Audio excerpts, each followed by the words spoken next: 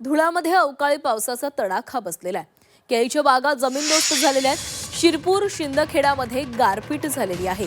रब्बीचं पीक हे अक्षरशः भुईसपाट झाले। धुळे जिल्ह्यातील शिरपूर आणि शिंदखेडा या दोन तालुक्यातील अनेक भागांना अवकाळी पावसाने गारपीटीने अक्षरशः झोडपून काढले।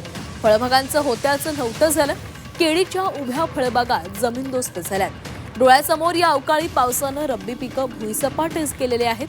गहू, हरभरा, मका, कांदा या पिकांना फटका बसलाय आणि त्यामुळे शेतकरी हवालदिल झालेला आहे। प्रत्येक शेतकऱ्याला किमान 5 ते 10 लाख रुपयांचा आर्थिक फटका बसलाय।